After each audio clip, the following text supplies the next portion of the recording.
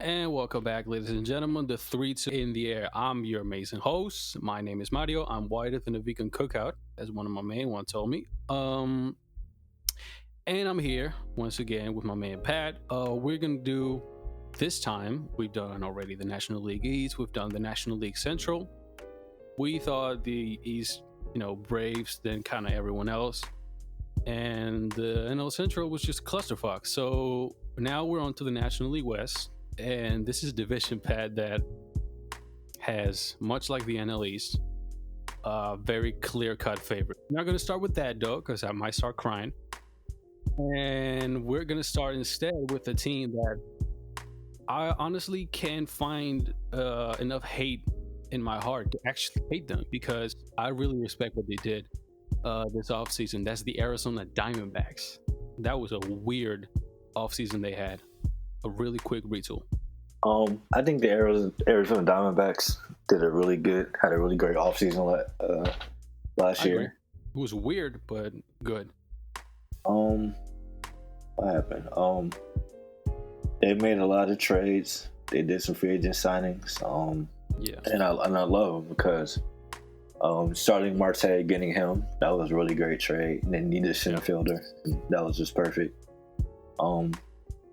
Could tell Marte broke out, and that was just nobody saw that coming. But it was amazing to see. And he's been kind of like a super utility guy, bouncing between second base and center field, and he also played third and shortstop as well. Yeah, and now he's an up the middle player. Yeah, he's an all-star hitter. So yeah, that's just a lot of value. The Eduardo Escobar trade was really great. He's been pretty good for them. So we'll have to see what happens.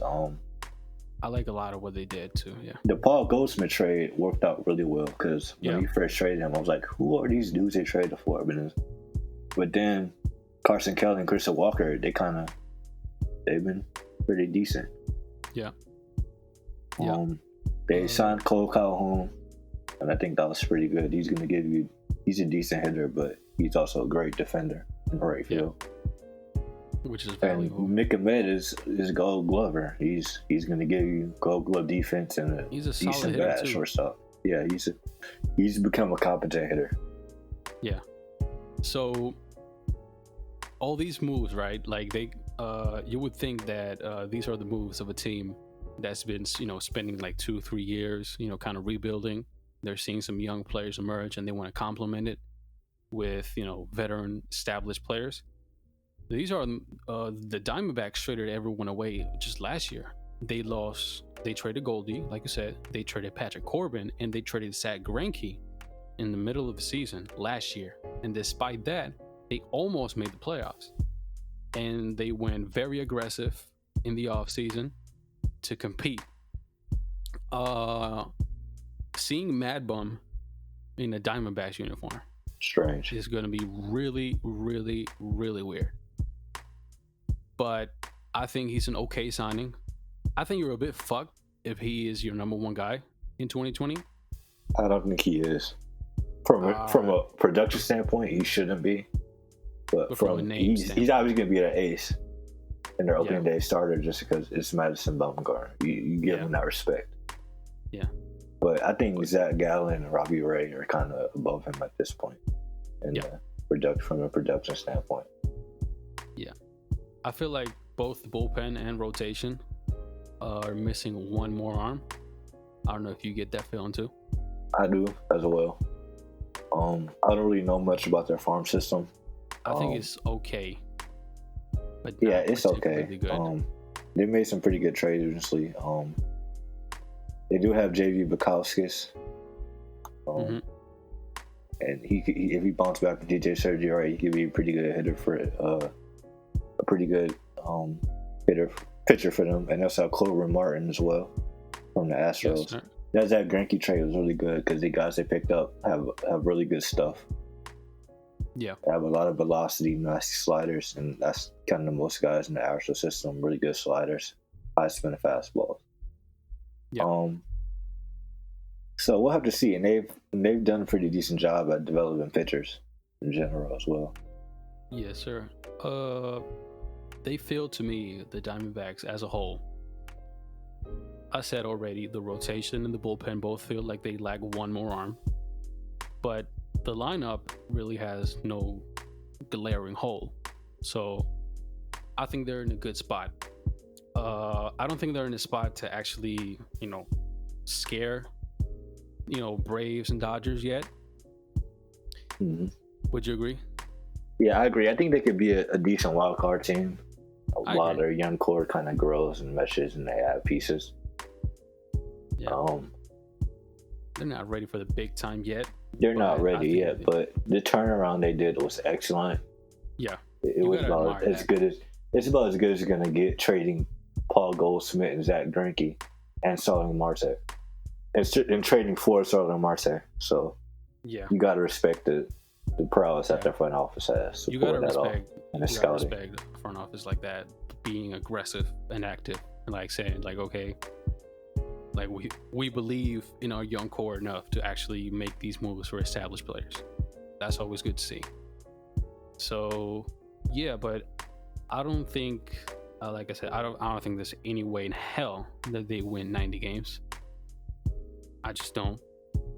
Even though the National League West is really top heavy and there's two really bad teams, I don't think they win 90 games.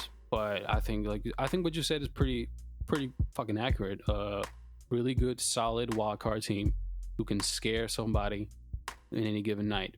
If they catch, some rhythm, some momentum down the stretch, they can definitely make it there. I would not be scared of them in a 5 or 7 game series in the playoffs if I'm, Braves, Dodgers once again. But like for this year, like for having traded Goldschmidt and Greinke just last year, this state of being competitive already is really good. It's really, really good. So as much as I hate saying it, I gotta give them props. They're a division rival, so fuck them, but I gotta give them props. Do you have a win-loss record prediction for them? I think they go 81-81. Okay. Maybe in the low maybe in the high 70s, low 80s. Damn, I'm actually a bit higher on them than you are. I would say 83 wins, 82, 83. Okay. But that's maybe because I don't believe in some of the teams in this division. We'll get to that. Yeah, and when I say we'll get to that, we are going to get to that. The team that's next up is a team that wears purple pinstripes. It happens to be my team because I hate myself. And that team is the Colorado Rockies. Now, I want to get first. I'd like to get your opinion on the Rockies, kind of like just a quick recap on where they are and where they can go, and then I can start yelling. Okay. They need to blow that shit up like right now. They need to just trade Kyle Freeland, trade Germán Marquez, trade Nolan Arenado, trade Trevor Story, just to blow that shit up. And honestly, your front office is awful too. They're like the Pirates if they have some luck. See, honestly, like the only thing that's keeping my Indians fandom from going up to the edge is the fact that we probably have one of the best front offices in all the sports. Yeah. In general, like all the sports, like I mean global sports, not just American sports. Because I'm gonna give them the benefit of the doubt no matter what. But honestly, if I was a Rockies fan, I'd be fed the fuck up like you are. I'm fed the fuck up. I've been watching baseball for 2.5 years. I don't understand. I just don't understand so many things about that team, about the organization itself. Just screams incompetence, but it's just, yeah, it needs to just get blown up while it can, because there's no way that core is sustainable unless they just have an epiphany somehow and it just. That's what the team says. Everything's gonna go perfectly fine. We're gonna win 94 games. No, absolutely not. That's just not gonna fucking happen. Okay, so this is where I'm at with this team. Last year was the most painful sports season in any sport I've ever seen in my life. I've been watching sports for over 15 years. Easily the most painful season I've ever had to endure. This is a team, by the way, that has never won more than 93 games in a season. It's a team that has never won its division in 25 plus years of existence. It's a team that has made the playoffs 4 times in 26 years, yet has only had 3 general managers in 26 years. Tell me how that makes sense. Like, this fucking team, last year was just like, it was just getting kicked in the balls just 20 times in a row. Like, every fucking game was just getting kicked in the balls. All of our ambitions, all of our dreams were just shattered. And now we're at this stage where, like Pat said, the smart thing to do would be to blow this shit up. How do you manage, Pat? I got a question for you. What's up? How do you manage to kill off the goodwill of the fan base so fucking hard in one calendar year? When they signed Nolan before the 2019 season, the entire fan base was just like super hyped. Like, we thought that, okay, you know, back-to-back playoff appearances, they're actually going to start being competent again.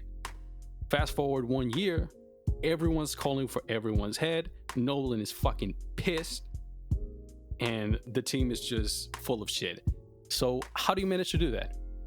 I have no clue. It's just Exactly. Like malpractice. It's just exactly. You sign what the fuck? You sign Nolan to a perfect deal for a mid-market team like that. He got underpaid. And he wanted to stay. Fact. Like, if he walked, the Yankees would have thrown him $400 million, and that would have been that. That's a fucking fact. So you gave him all that money. He took less money for you, motherfuckers. He took less money because he wanted to stay and win here. Okay? He took that. Even though, honestly, it's kind of his fucking fault too, because he should have seen the writing on the wall. Like, what fucking front office spent $120 million in one off season on 3 relievers on the wrong side of 30? With mileage. That was awful. The Ian Desmond contract is a meme at this point. That's a meme. Like, how do you, fam? When they signed him, Ian Desmond had a career OPS plus of right about 100, 105. And they signed him to play first base, a bat first position. Yeah, to block prospects. It's like, what the fuck are you doing? And oh my god. And then they've chosen to ignore the problems this team has had for years. When people think of the Rockies, I would assume everyone always thinks, well, you know, yeah, they score home runs, you know, they score a lot of runs, they hit home runs, they can't pitch, da da da da da. That's not the fucking case with the Rockies of 2017 and 2018. Those teams were carried by the starting rotation. Homegrown starting rotation. They carried us because the lineup was fucking terrible. Fucking awful, dude. Like, the 2018 Rockies, right? Those teams had 2018 Cargo, who was washed, hitting 5th. Okay? Like, I just cannot, and they did nothing to improve the offense. There were 2 players who were free agents after, actually not 2. They should have signed Carlos Santana after 2017. Let me just put that out there. They should have done that. And then they had a prime chance to resolve the eternal catching problems that this team has. After 2018, who was the catcher available on the market, free agent market, after 2018? Yasmani Grandal. Hell yeah, Yasmani Grandal. I think we both agree, top 3 catcher in the majors. Yes. Top 3 catcher in the majors. The Rockies have never had a good catcher in their history. And they passed on him. You know who they signed, though?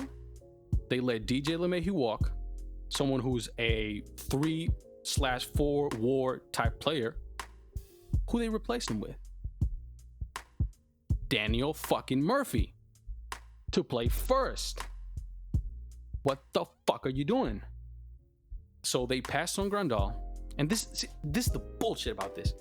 They passed on Grandal not once, but twice.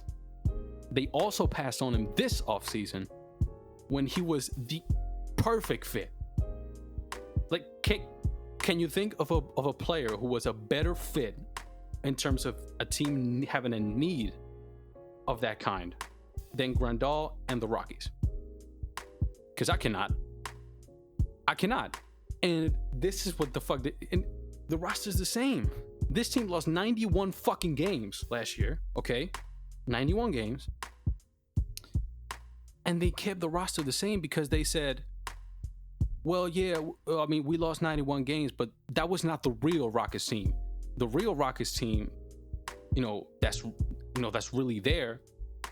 That was the team in April and May that went like 30-20 in a 50-game period. That was the real Rockets team. Fuck you. Like 100 plus games of losing shit doesn't justify just because you had a good stretch where all four of your hitters had OPSs of like 1100. Like during that stretch, Arenado, Story, Blackman, and Dahl were all smoking the ball, and the team was winning 9 to 8 games daily. That's not a recipe for success, okay? And you kept the same fucking team, and you're telling me that we're gonna set a franchise record for wins with the same fucking roster that just lost 91 games. Suck my dick. That's all I got about that. We can start actually now breaking down like rotation, lineup, who can be a bright spot or whatever, but I needed to get that out. Okay. Lineup wise. God. I'm sorry. Lineup wise, I don't know how to feel. I think the lineup goes like this: David Dahl, Story, Blackman, Arenado. Yes. Daniel Murphy. They got Ryan McMahon. I think Sam Hilliard's on left, and Antonio Walters is your catcher. And yeah.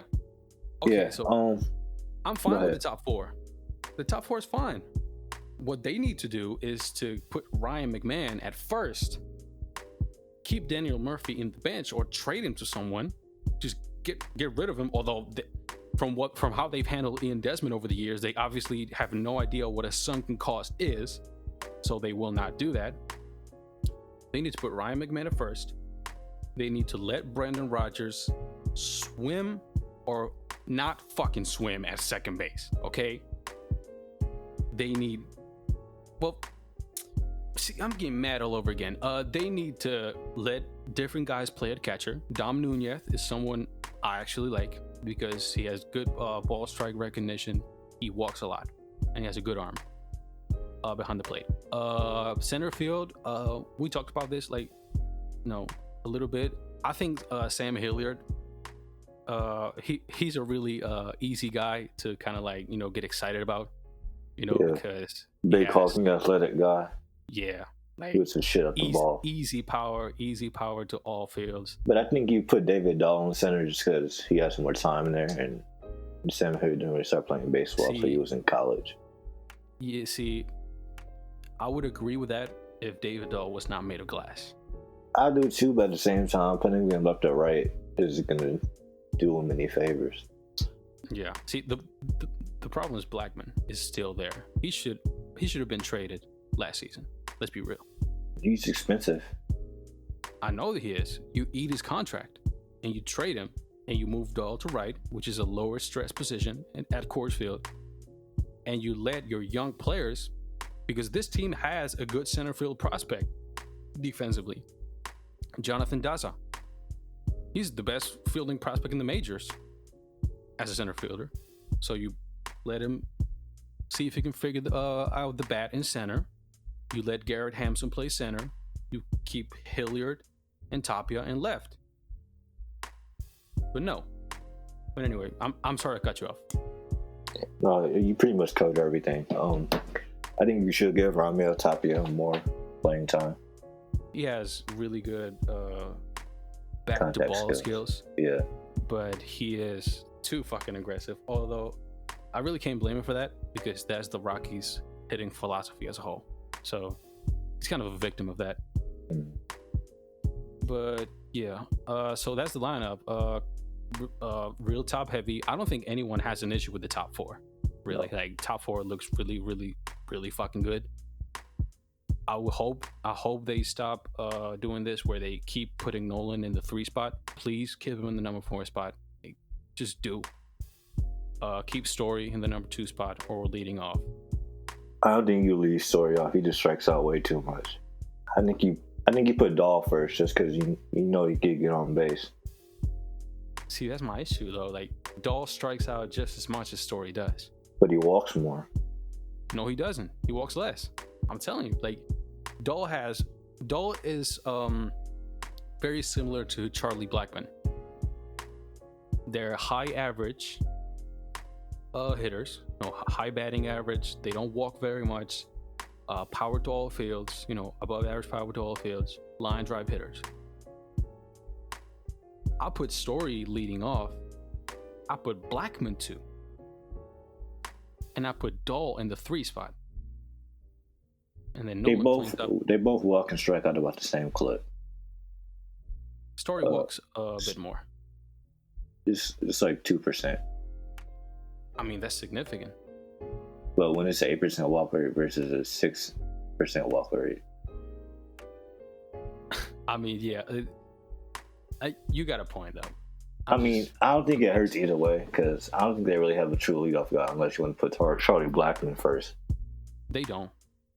They don't have a true leadoff guy because the highest on base percentage of anyone on the team last year was 278, I think. 378, and that was Nolan. And he's your number 4 guy. So because the hitting philosophy is so over aggressive for no fucking reason, they don't have leadoff guys. Ryan McMahon. The reason I like Ryan McMahon so much is because he is, quote unquote, more of a modern hitter. Mm-hmm. He takes a lot of pitches. He's 3 outcome guy. Yeah, 3 outcome guy. He walks quite a bit. He also has monstrous power. And I'm just gonna say this, and then we can move on to the rotation of the bullpen. Ryan McMahon, his problem last year. If you go look at Baseball Savant, he ranks really high in terms of hard hit rate, exit velocity, and all that. But his expected stats are not as good because he hits the ball into the ground a lot. His problem is he's a tall, lanky motherfucker. Like, he's a lefty with that long swing, and guys like that can start being late, and they can start hitting the ball into the ground. And what I saw from him at spring training, I saw less movement with the hands. He was shorter to the ball, and he was crushing the ball. So that's a breakout candidate for me, and we can move on. All right, rotation of bullpen. I don't know. I'm not sure. I don't know what to say. Okay, so rotation and bullpen. Germán Marquez, I've always really capped for him because I really believe he has true ace qualities. He doesn't walk people. He has 2+ pitches, fastball, curveball, and he has a third pitch, which is his slider, which he lost last year. If you go to Baseball Savant, you look at his slider in particular. The expected weight on base average for his slider in 2018 was like 180, 150, like super low. And in 2019, it was like 350, 360, something like that. He lost a lot of break, a lot of movement. He hung too many. So last year, he lost his slider, and he was still the second best pitcher on the team. So if he can regain that, then that's cool. With John Gray, I think he's not as good as a lot of people think he is, but I still think he is definitely someone you want to keep in the top 3 of your rotation, because he's also really good at pitching at Coors Field. And he has good fastball, good slider, but he has, a little bit of control issues here and there. So he's not going to be your ace at any point. The big question mark, of course, is Kyle Freeland. In many ways, to me, Kyle Freeland was the perfect representation of what the Rockies have been the past 3 years, right? 2017, he was young, he performed really well for a young pitcher, and you saw some potential there, but he was not quite there. 2018, he overachieved dramatically and gave off the impression that he was a lot better than he actually was. And 2019 was a nightmare. So he changed his motion. He stopped with the pause at the top of his delivery. Hopefully he can improve his, he can find his command again, because that's the thing that's going to allow him to survive, because he has no overwhelming pitches. That's the issue I have with him. I think with Kyle Freeland, the juice ball kind of got to him. Yeah, he gave up 1 million home runs. Yeah, he gave up 2 home runs per 9 innings last year. And one thing I think with him was, as a ground ball guy, when you're playing in Colorado, which is kind of impossible to do. But I think he needs to just go back to doing what he was doing. I also feel like the Rockies are kind of terrible at pitching development. I don't think they kind of figure out what works for them. They really are. Right. I think he was also unhealthy last year too, and he still tried to play through it. He tried to play through it. Yeah, blisters, all that stuff. And as a Coffee lefty, you really got to stay on point. Yeah, behind them. But he's always going to get hit hard though, just because. Yeah, he is. He doesn't have anything that would make you swing and miss. So that's the thing with him. So you got Marquez, Gray, you got Freeland. If Freeland bounces back and is just solid, I can buy that as a top 3. The problem is what's coming behind them. There's nothing in the back ends. Sensatella is a one-pitch pitcher, basically. He should be a reliever, although he has started developing a curveball, but that's still very much a work in progress. And then the 5th spot is just Jeff Hoffman, former top prospect. He went to die to mile high altitude. Peter Lambert, who has a good curveball, but he's still really raw, a lot of command issues. And Chichi Gonzalez, who's just, stopgap type guy. The bullpen, this is my opinion. The bullpen should actually not be terrible if they use the right guys. The problem is they won't. They'll keep throwing Brian Shaw, Jake McGee, and Wade Davis out there. But if they use the right pitchers, the bullpen should not be horrible. That's the thing. That's my opinion, though. The bullpen shouldn't be awful. You got Wade Davis, and he's never mind. His projection is terrible. He had an ERA of 8.6 last year. Jesus, you got Scott Oberg. He's really good. Yaro Diaz, Carlos Tevez. Yeah. There's some arms there. I just don't know what to say. It's just I'm not sure what to say. We can say all we want, and I can get as pissed as I want, but all we can say about the actual major league roster will be really torn apart by the fact that the front office and ownership is just completely incompetent. Yeah, I agree. There's a reason this team has made the playoffs 4 times in 26 years. Just think about that. 4 times in 26 years. That's incredible. And what I said about only having 3 general managers, that's true. And the guy, I don't even remember his name, but the guy who signed the Mike Hampton contract back in way back in the day, 2000. I don't remember his name either. I don't remember his name, but he was the general manager from that point all the way until 2014. The Rockies made the playoffs twice in that time. How do you keep your job for 14 years and you only make the playoffs twice?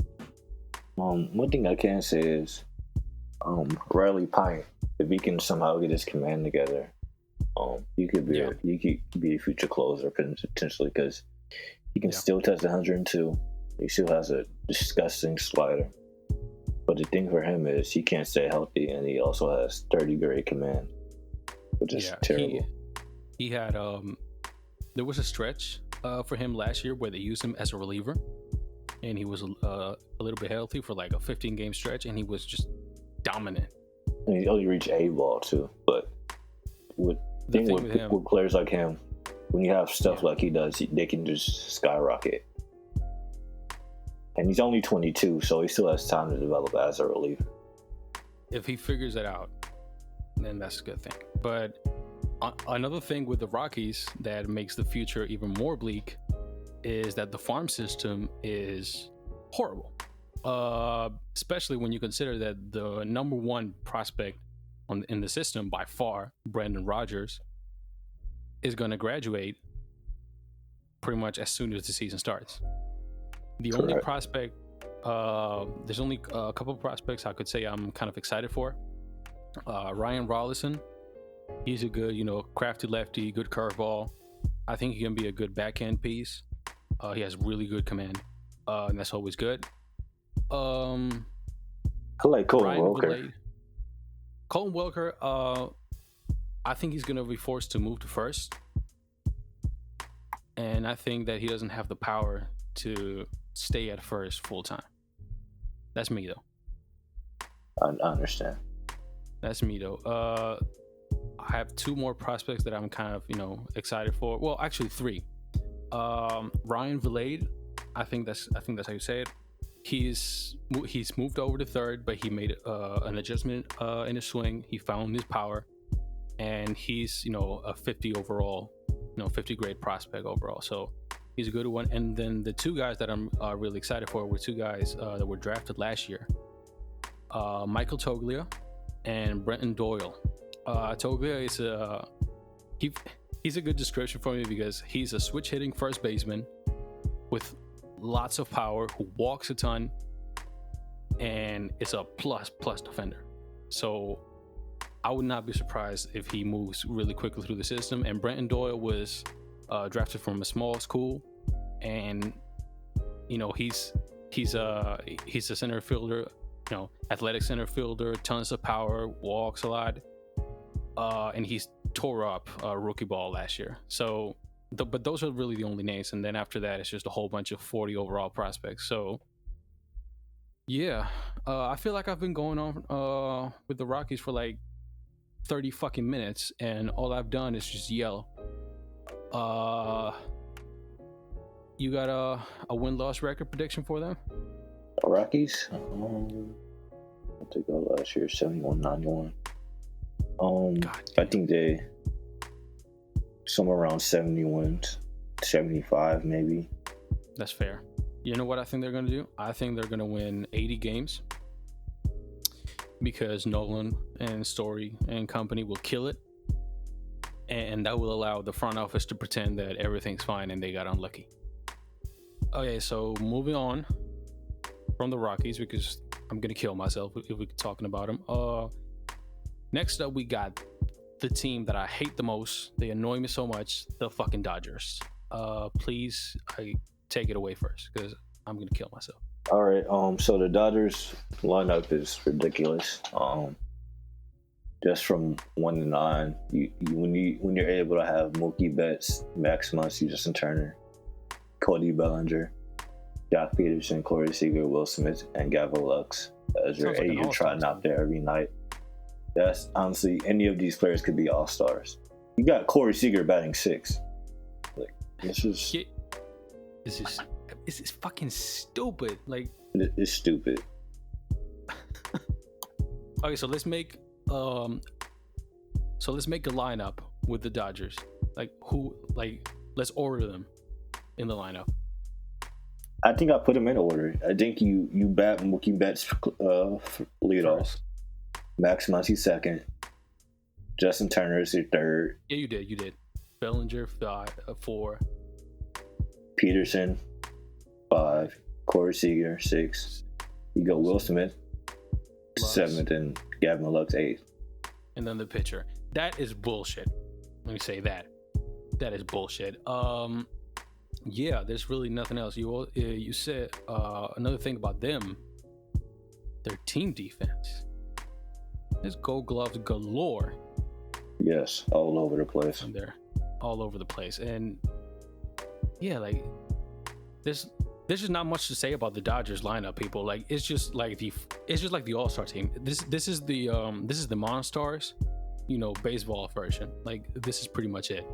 So kind of moving on, I think that if there's one part of the Dodgers that's kind of a bit more human, is the pitching staff. Like it's still amazing, but it's a bit more human. Pitching staff, especially the bullpen, to me. Their bullpen has some holes, but at the same time, if the guys in their bullpen bounce back, then boy oh boy, it's going to be a mess. But the interesting about their starting rotation is they have 4 lefties, and they're all pretty good lefties. Yeah, they do. Yeah. You got Clayton Kershaw, who's a lefty. Walker Buehler, he's a righty, and they're both going to be elite. You got David Price, and who knows what he's going to do. But when you have Dodgers who are really good with developing pitchers, they might be able to revive him some. You got Julio Urias, Dustin May. They got Alex Wood too. Yeah. And Julio Urias, Alex Wood, Dustin May is a good back end. It's a great back end. I'm sorry. Yeah, it's then terrific. With their bullpen, you have Kenley Jansen as your closer, and who knows what he's going to do. But I expect him to bounce back. You got Pedro Baez, the slowest worker in the league. Yeah, you got Joe Kelly and Blake Trinan. That's a great pair. They could wind up being a closer. That was a great pickup, by the way.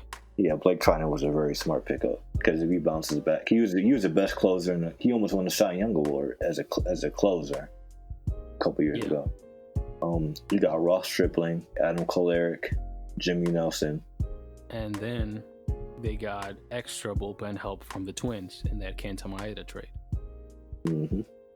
Rosar got the role, so and he throws 100 plus. 102. So yeah, he's disgusting. So the thing about this is the only kind of like certainties of high level certainties I would say is Pedro Baez and Joe Kelly. I think you cannot count on Kenley Jansen at this point. You got to see it to believe it with him. But if Graterol and Trinan, if just one of them works, bullpen is scary again, and this team just looks, unbeatable.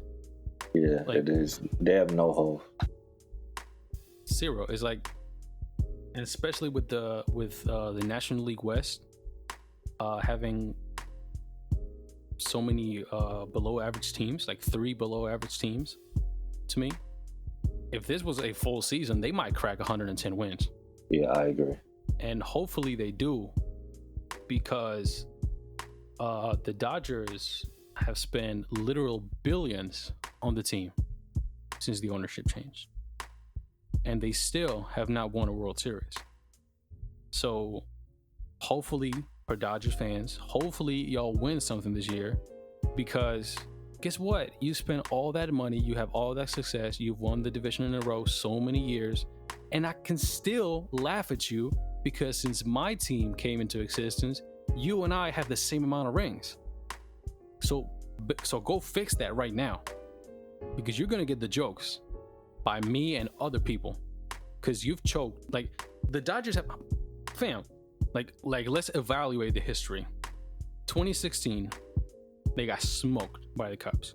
2017, they lost in the World Series to the Astros. We all know that. We'll know what happened to that.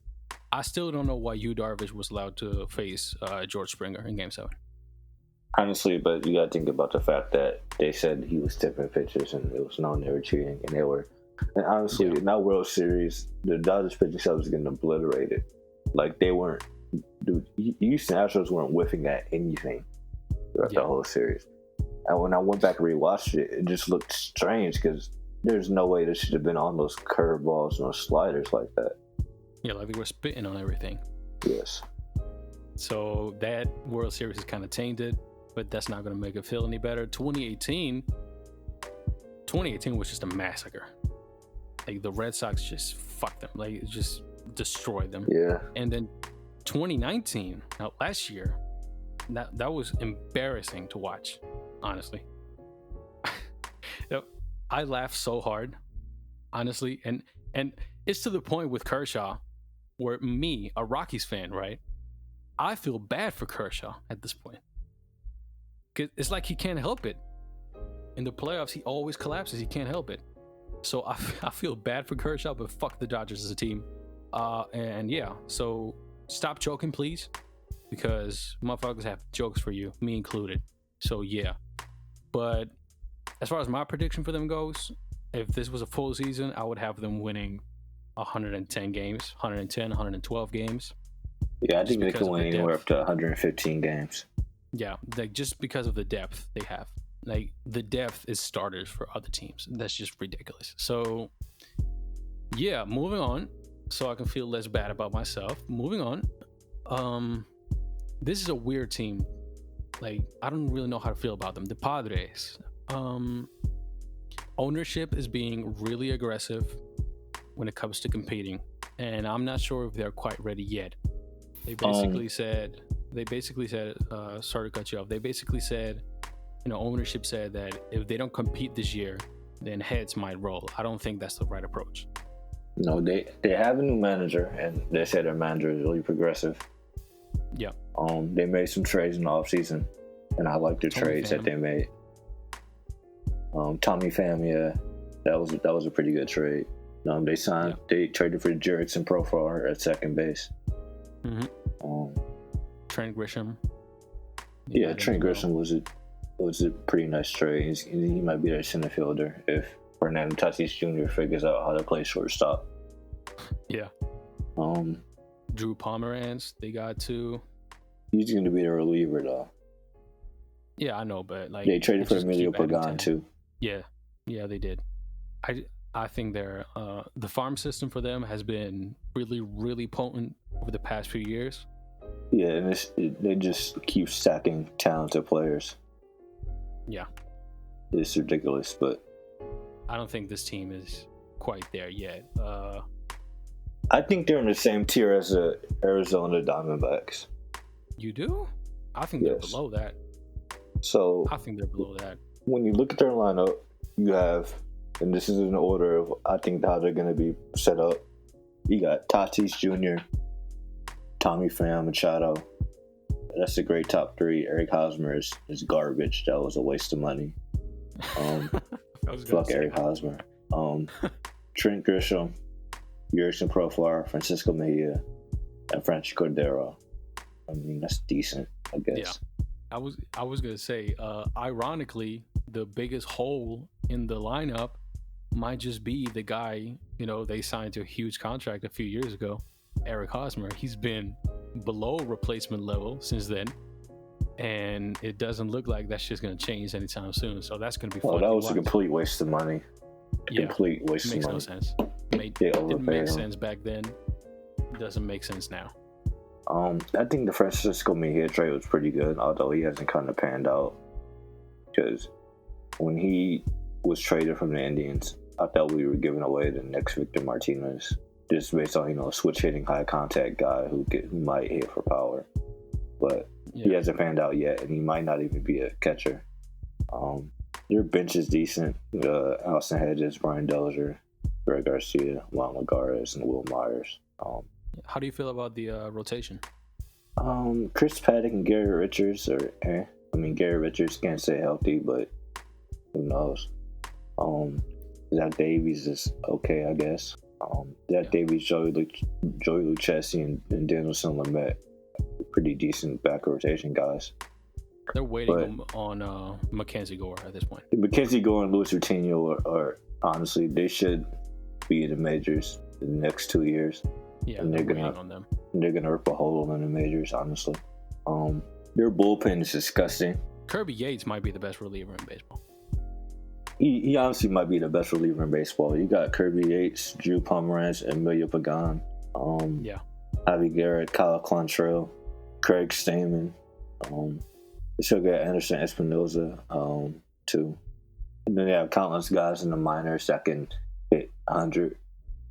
Yeah, I think this is more of a like the rotation is still not complete, and there's a few holes in the lineup. That's why I don't think it makes sense for ownership to be, as impatient as they're being, because like the Padres have been so bad for so long that like if you have sucked for 10 years, then you can suck for 12 in order to do the rebuild right. Like you don't have to rush it.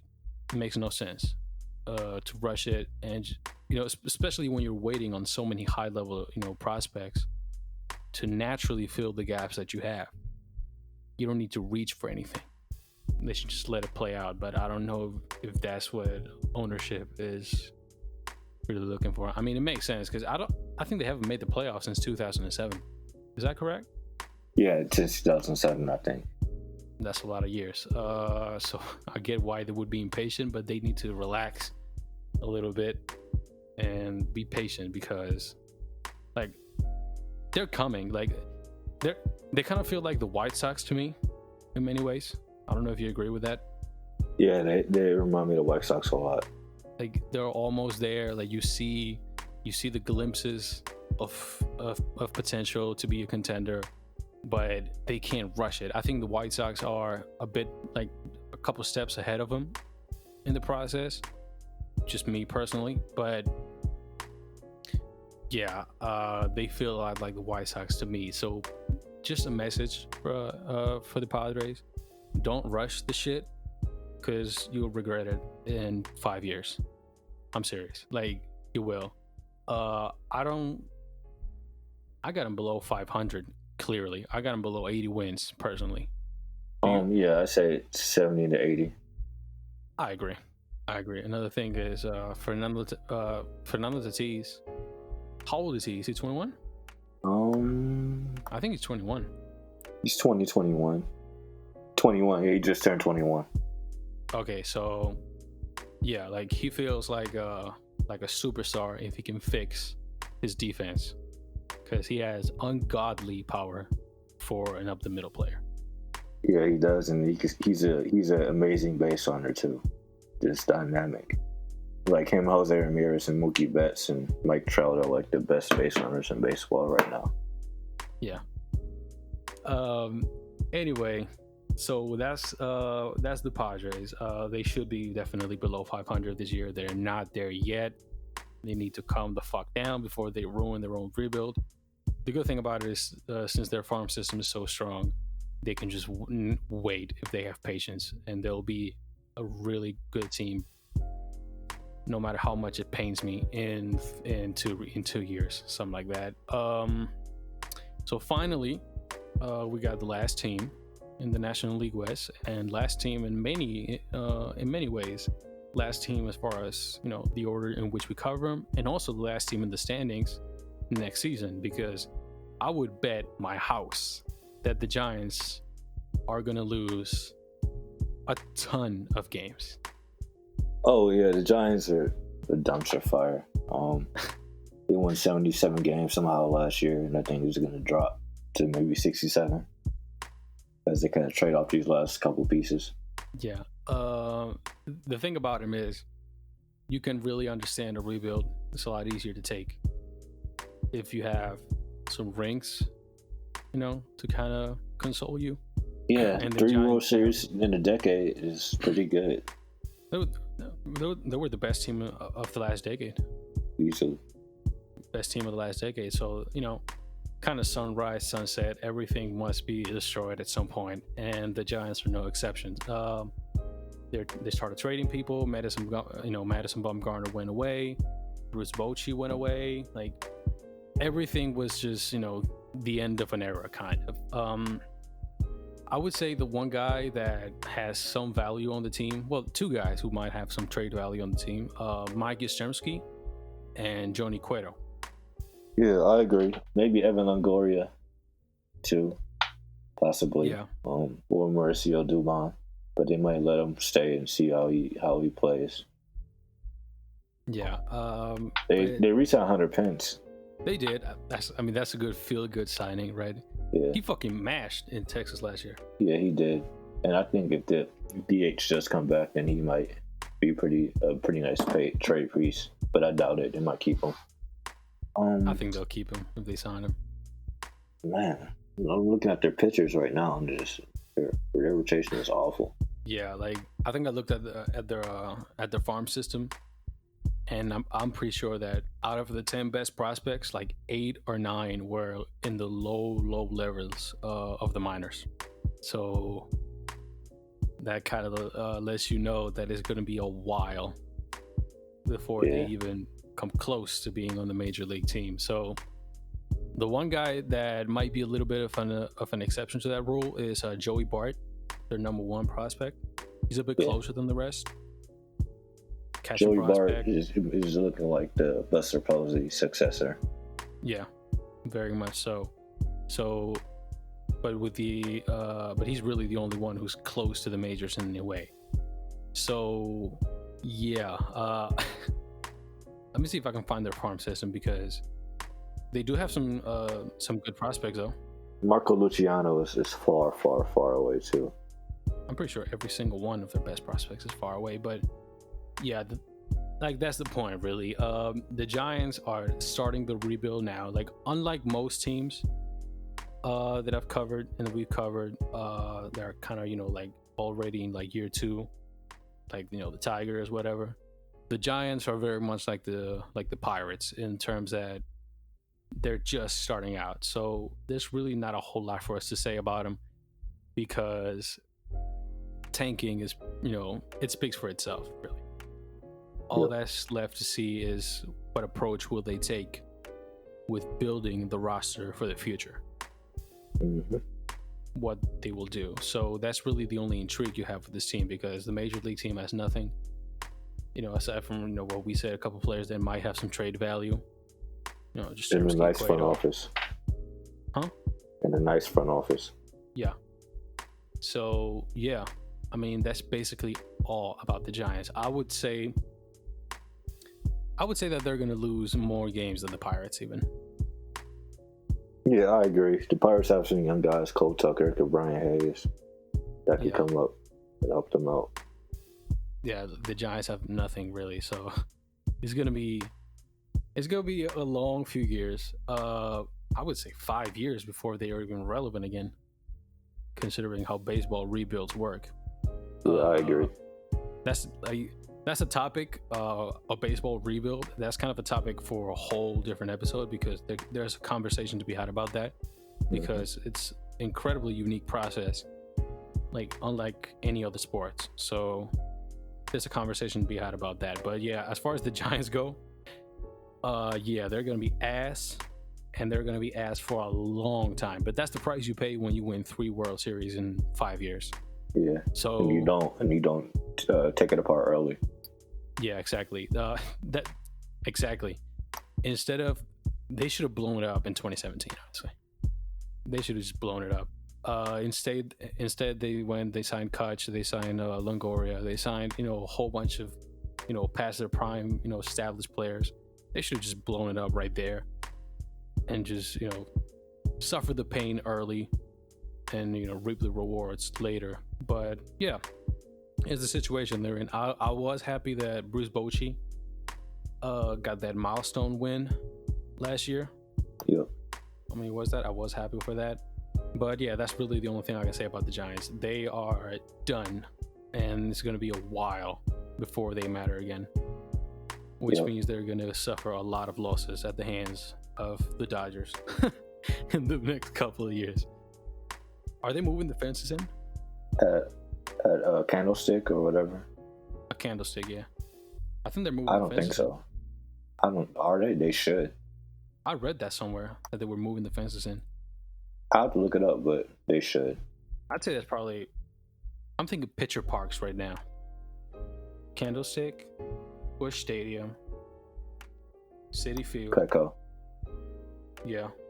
Citi Field isn't really a pitcher's park to me. I've always heard it has that reputation. That's why I say it. I'm thinking. Now that I think about it, the National League, the AL East is filled with hitter parks. Yeah, they're really small parks. I'm just thinking. Oh shit. Did you say the Tigers ballpark? Yeah. What's it called? Yeah. Royals too. Kansas City ballpark as well. Another pitch ballpark. Yays.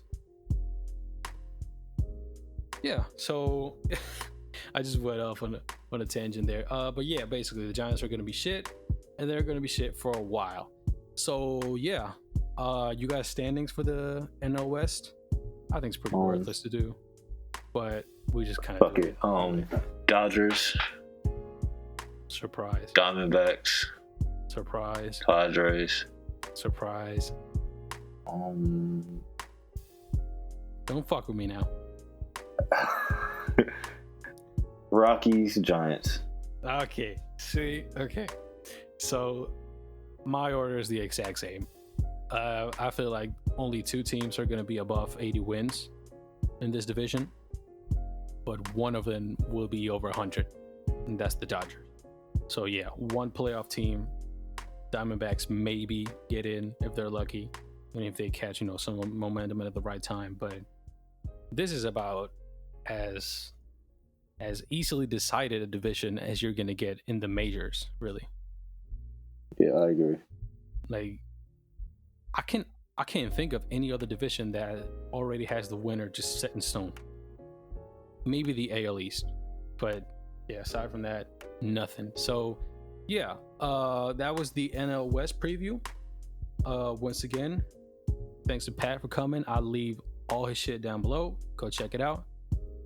And stay tuned, because we'll do probably more episodes regarding different shit when the season actually kicks off. Hopefully it will. We'll probably do. Yeah, go ahead. I think we could probably talk about just baseball news in general, like the draft, maybe. Talk about our teams and prospects and stuff like that. Power rankings, all that. Yeah.